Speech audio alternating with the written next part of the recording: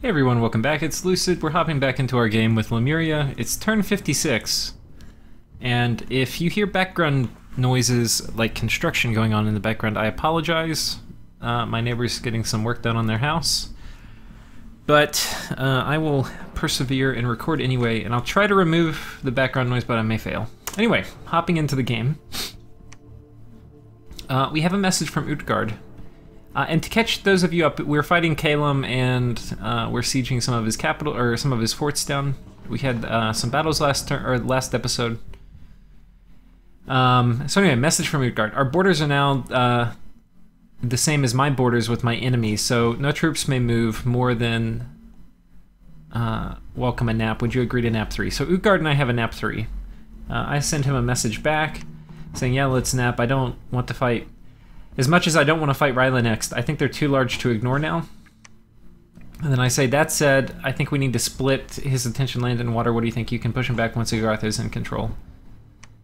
And let's finish this turn, and I'll try to remember to come back to diplomacy at the end. We finished researching Conjuration. We're running up to Conjuration 8. We're not there yet. Because Astral Corruption is up, we're casting Ritual of Returning on all of our mages before they cast anything else. And the way this really works is you cast it. If you are successful, you get this buff on you. But because Astral Corruption is up, there's a small chance, I think it's about 30%, if I had to guess, that you get attacked by a horror when you cast it. And in which case, the horror's going to come up and smack you, and probably not kill you, though it's technically possible. He's probably just going to smack you and send you back to wherever you cast Ritual of Returning. So about 30% of the time you have to recast it when you get sent back, and when you get smacked, there's a chance you get horror marked, which is normally not a huge deal, but with Astral Corruption up, it's a pretty big deal, especially on your Pretender. The last thing I want is her to get stuck in a horror trap, but we'll see.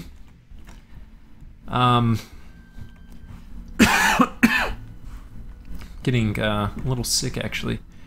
Okay, we'll finish the turn. There's a battle here. I believe this is one of my raiders. Yes, it's Itimu. Okay, so he got surrounded by these guys. He got stunned. Basically, with flyers, you can get one spell off, one easy spell before they attack you. So I got Stone Skin off, so my protection's 26. These guys are not going to hurt me very much now. And then with Soul Vortex up, they can't do anything.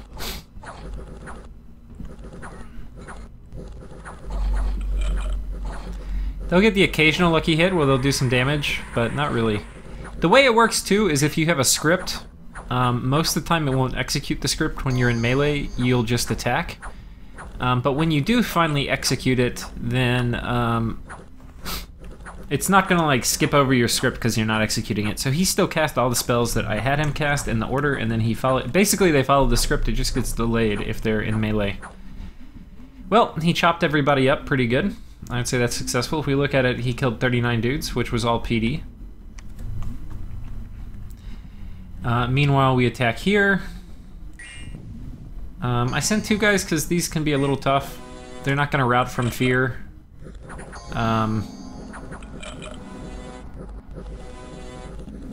And this guy who's afflicted is probably going to get even more afflictions. He's just a magnet. He really needs to die and get rid of some of these, but so far he does not want to. Because he's only hitting with a fist right now. It's kind of funny. And there we go. We take that. Quite nice. So that was this. And then here, this is a battle with Utgard and Agartha. So this actually is a pretty cool battle. I'm going to slow it down. We'll watch it in real time. There's some big things coming out. From buffs over here, what we see is flaming arrows. I don't see too much else. There may have been some Legions of Steel, and I don't know what's been cast over here. It looks like we have Arrowfend on this side. Yeah, we have Arrowfend. And I think that's about it. I don't see anything else particularly remarkable on these guys for battlefield enchantments, or for battlefield buffs. We have Relief and Rain Up. I'm not sure who cast what.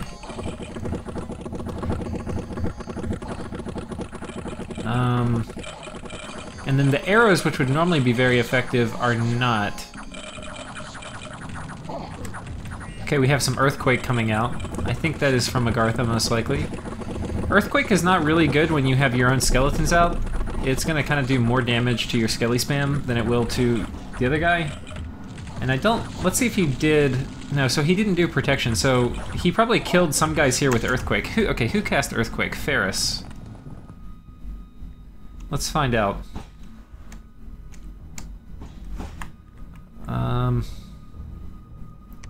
Probably would... Are these guys communioned up? I can't tell.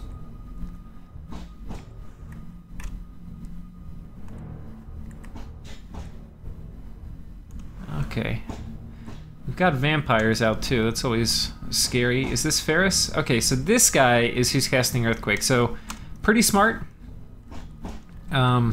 He does have his own little communion, but the communion has Iron Skin on them, so they're less vulnerable to Earthquake. Meanwhile, Agartha has not put Iron Skin on his guys, who could cast it, by the way. He was just a little greedy and didn't. He wanted to get more skeletons out. So, yeah. That's gonna be making a pretty big difference. I'm gonna zoom out and we can kind of watch it. But it looks at this point like Utgard is going to have a decisive win.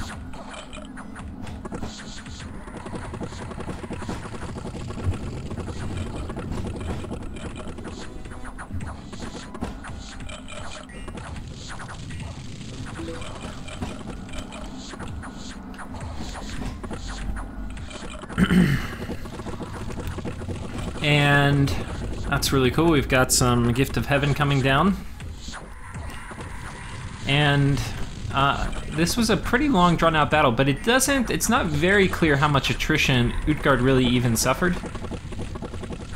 I think the key here, and Rigor Mortis is out now too, so I think the key here is, were those Earthquakes. Those did just a ton of damage. It wiped out a lot of the Skelly spam which was done. So this could have gone way differently. These guys, they're batteries to generate skeletons, and he started Skelly spamming right at the beginning, and a lot of it ended up getting effectively neutralized by Earthquake. If he had done Iron Skin, and then even Temper Flesh, and basically just stalled, just hold, and wait for the Earthquake scripts to run out. Now this is with hindsight. Earthquakes are not something you generally expect Utgard to have. They would have spent their fatigue after the Earthquakes dropped, and then they would have filled up the lines with skeletons. But basically they dropped all their skeletons and did not protect themselves against Earthquakes, so a lot of them died. Yeah. The other thing this nation can do, you have to give these guys boots, or you have to give them a gem so they can do summon Earth Power. But they can cast Iron Warriors on Umbrals, and Iron Warriored Umbrals are freaking horrifying. They're so scary. They're so hard to kill. It's really good, especially if you're fighting a nation without much air access, as we are here against Utgard. So, anyway, Utgard has basically won on all fronts. They have more Skelly spam. They had less attrition. Yeah, it was a good fight. So if we look at the battle report there, Utgard, they have, just one. And, this was the mercenary, I think. The Adept of the Iron Order, an Illusionist. They lost most of their Skelly spammers, and then they lost 200, most of which were just throwaway wolves. In terms of quality troops, they lost 52, which is a significant amount of the Gam herdings. Yeah, but from Agartha's side, they lost almost everything. They lost their Flame Spirit. They did not lose their King of Flames and King of Magma, which is good for them. But they did lose basically all their Skelly spammers, their Servants of the Oracle, and then they lost a significantly larger number of higher quality troops. They had crossbowmen, infantry, more crossbowmen, blind fighters, who were really good and reasonably expensive. and they lost all them, and those are hard to replace. And then there were some fire elementals they lost, and the umbrals, they lost a good bit, but then the umbrals retreated, and a fair number of them might have not made it back. So this was a really decisive loss, and so Utgard's doing really good because he's fighting effectively a two-front war with Ryla and also Agartha. And this is me, so we're storming the fort, and there's really nothing in here. There's some dudes in the back. Well, that's not true. Okay, let's restart this battle. I'll pause it at the beginning. So this is Frigga, which is their big fort. Here, they do have a lot in there. So here's the army. It's a lot of the Spirehorn warriors. These ones, or no, these are Raptorian warriors. Where's Spirehorn? So these guys here, they have 2 swords and they're not magic weapons, so they're not very good against me. These guys do not have magic weapons either. They're not very good against me. And then this one is a mix. The ones with the Spirehorn warriors are the ones with the magic weapons, and they will do better, but they're kind of the minority. Most of these guys do not have magic weapons. And then there's a small contingent of mages in the back. I'm going to zoom out here. And here we go. So Caelum flies up, and his guys are on attack rear, so you'll see them pop in among the back. And here they go, right in the back. They fly over everybody. And if we come in here and look, so I got darkness down. When darkness comes down, I'm going to be in business. And then Skeletal Legion actually is really, really good with these guys. I should have been using it earlier against Midgard, but I did not. Okay, and that was Stygian Rain, which is going to give me 15 protection against these guys. So these guys are going to be so hard to kill with normal weapons now. And Stygian Rain also applies to your enemy, so often you don't want to cast it unless you yourself have good magic weapons access, which in this case we do. And I've just got so much stuff down. I've got Darkness. Like, if we just compare even a 1v1, one ghost versus one of these guys, they've got 14 protection, because I have magic weapons, so it's not going to use the protection versus mundane. They've got, in Darkness, 5 or 6 attack and 5 defense, or 7 attack with their weapons, but 5 defense. Meanwhile, my dudes, if we just click on one of them, they've got 11 attack, 14 defense, so almost twice that.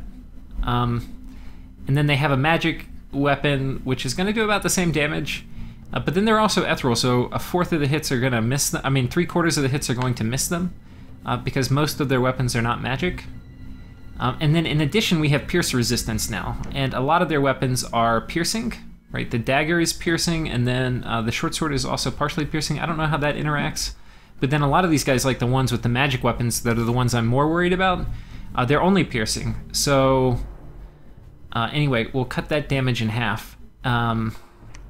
So anyway, even the magic weapons ones, will not one-hit the ghosts. So I'm actually not going to probably take a ton of losses here, and meanwhile, all his guys are going to fatigue out. And I'm going to put the battle in high speed. And we mob them and kill them, and the world is covered in darkness, and the armies of Lemuria win. Okay, and if we look at the battle report here, we only lost 54 dudes while we killed 250. This is not usually what you expect when you fight Caelum. So yeah, here we go. This fort is now ours. We cannot build citadels, which is what this is. It's a very high level fort, 750 wall defense. So it's very nice to capture them because we can't build them on our own. And we're going to try to take this.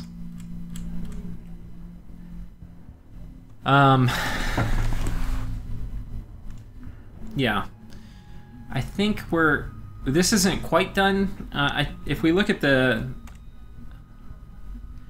where are we? We've started to destroy the walls at Cazador, but they're severely damaged. That's what's important. So we know that next turn we'll probably break through. So I'm not gonna consolidate these armies. They're gonna keep going. Basically, we're gonna move on top of Caelum, and we're gonna try to go ahead and take their cap. And we're keeping our thugs on top of we're moving them back and forth on top of all of their castles because we know that some of them can kill basically the entire group of people inside. So doing that will make it so it's very difficult for him to combine his armies and fight me. Instead, I will fight his armies one group at a time, which is far better for me. Yeah, so we're going to move here. Let me finish the events. Okay, we found a magic site. Oh, so this is the Sunken Galley. So way back here where we found a tentacled monster is nested in the area. That started an event chain, which it takes a long time to complete, but you can see basically a year later, it resulted in finding a sunken ship. So that's one more death gem per turn. That's good, I don't have to keep thinking about that anymore. And an ancient treasure has been unearthed, so we got some money here. So, all in all, very nice. The war could not be going much better against Caelum. I think he's kind of given up. He's not raiding. Like, if you're Caelum, you would probably want to raid back and take your lands. Because if you don't, you're basically accepting you lost. But that said, if I move people in with a small group of raiders, like to counter a small group of raiders, especially one of my thugs, he'll lose the raiding party, and then he'll be out the castle and the raiding party. But anyway, it's a losing strategy just to sit in your base, so you might as well try to fight back. But I think he's done anyway, so it doesn't really matter what he does. And it will actually slow down the time it takes me to kill him if he sits his troops in his base and just fights me when I storm, rather than getting them picked off by coming out. So it's not a horrible idea, but it's a losing strategy, but I think he's lost anyway, so this may be the best way to keep me from winning quickly, or, you know, beating him quickly. Because there's probably a lot of troops in here, because while this wall is 750, I've got about that many troops on top, and I've been sitting here for a long-ass time. So, anyway. What we're doing, though, is we're moving some additional mages in to prepare to storm. Next turn, we'll probably storm this. And we're moving this guy in to do Wailing Winds, and he can also potentially do Rain of Stones. This guy's going to move in to do Skeletal Legion and things like that. And then we're going to basically just move over this way. This thug is going to move down here, because right now there's nothing on top of this fort except for one little ghost. But we'll move our thug back in with 23 attack and 23 defense into Ethereal and Fear and Immortal and Earth 1 to basically sit on top of this and protect it. Yeah, and then this guy's going to sit here. I don't really need him to continue raiding. He's just going to sit on top and make sure nobody comes out. And I think that's about it.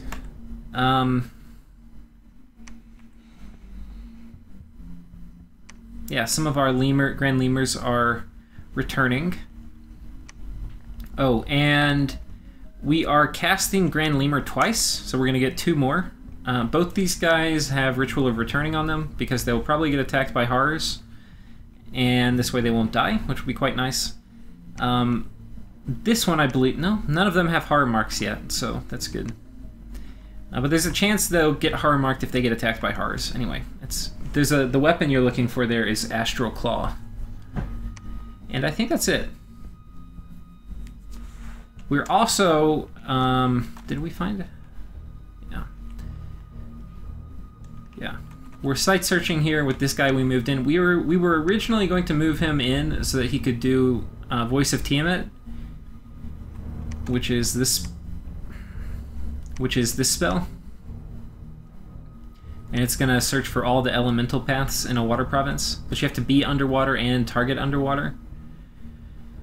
So anyway, there was a lab, and I did all this to give him the fish amulet so he could come down and look, but then Astral Corruption went up, and he'll die if he casts anything. So instead, he's just going to site search normally. Such is life. And on to the next turn. It is now turn 57. You can see I'm a couple turns ahead of this. So we have... Oh, I didn't go through diplomacy. Let me pull up diplomacy real quick, because I always forget.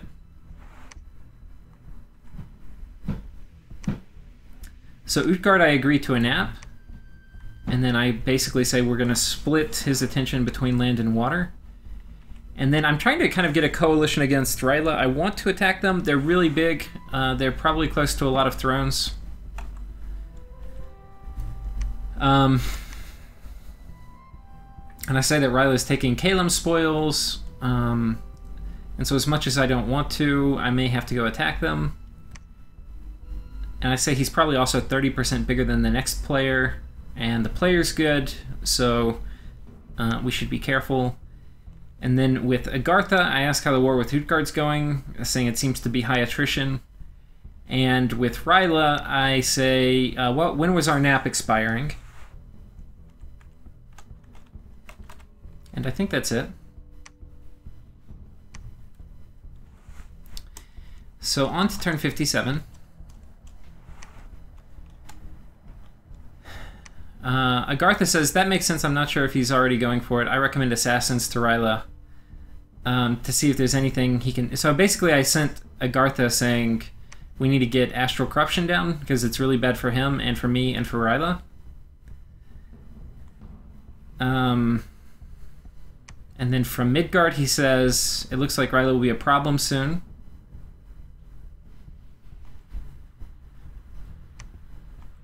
And then from Utgard, he says, which one? Ryla's even bigger. Because I'd suggested we potentially work together.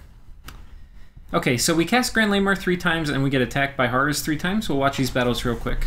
In general, you're going to lose to Horrors. Okay, like so. And we can check for horror marks. I think Simoth was the one that was previously horror marked, which I think was that previous one.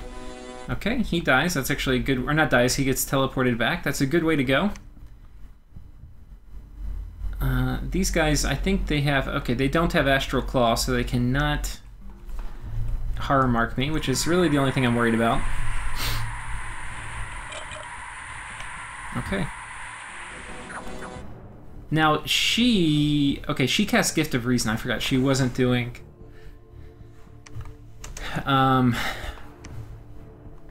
Revive Grand Lemur, and that's because we were casting Gift of Reason on this beautiful guy, who is Fire 4, Death 3. I stole him from Caelum, and yeah, so we're happy to have him on the team. I'm not totally sure how I'm going to use him. If you use him in combat, you usually want to kit him out, but these are really, really strong super combatant paths. Basically, he can have Phoenix Pyre, Soul Vortex, Fire Shield. He's already got Bane Fire Shield. Invulnerability, though you want to give him armor. Phoenix Pyre is really the big one. Phoenix Pyre plus Soul Vortex means it's so hard to kill. He's still vulnerable to Enslaved Mind, which is the thing my whole nation's vulnerable to. Okay, so there was that. In terms of events, no battles, really. This is kind of cool. One of our mages befriended magic beings. This is one, if you're a new player, you're not going to think this is very good. You find some gnomes, and from the looks of it, gnomes suck. They can slap for 1 damage, and they have glamour and stealth. That's nothing to write home about, and you're like, okay, these are shitty units. If you can Gift of Reason these, they get really good paths. They get Earth 2, Nature 2, which allows you to do some pretty big spells. You can do Summon Earth Power, and you can do Strength of Gaia, which will get you up to Earth 3, Nature 3, which is pretty damn high. And then on top of that, you can equip them with items, and they can be pretty powerful spellcasters. And your opponent won't ever know where they are. They're not going to show up on the strategic map since they're glamored. So anyway, they're quite good. I'm going to take them back and start Gift of Reasoning them, most likely. At least 1 or 2. So right now I'm taking him this way. I'm not totally sure, actually. But probably I should have started taking him back home.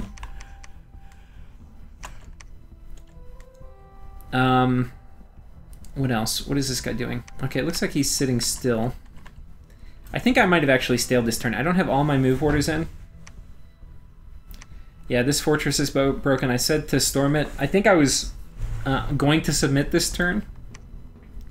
And I end up not submitting it just because I I put a delay in for the game.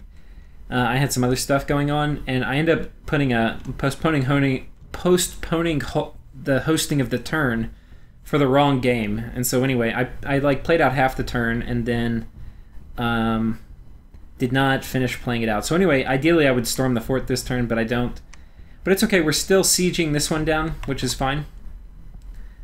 So yeah, not too much to talk about here. We got two dudes. I think we got both of them were air ones, if I recall. Yeah, I think these were the two new ones. So the air ones are really nice because they can do Wind of Death, which is something we definitely want to look at doing. Yeah. I think I'm going to run up Alteration 9 because that is going to give me Underdark, and it will also allow me to drop Army of Lead, which is kind of a game-winning spell in some way for free spawn nations, especially Lemuria. So that is all really nice. I'm trying to think what else. Like, Army of Lead plus Rigor Mortis, it's so hard to deal with. It's so hard to deal with. The only way you can really deal with it is Mass Enslave. But even then it's tough because our Army of Lead's going to give you MR. And I think that's it for this turn. And we'll call it into the episode. I'll go ahead and tell you that this coming turn I stale. So I'll just show you the stale turn in the next episode. And then we'll get on to my current turn. So thank you all for watching, and I'll catch you next time.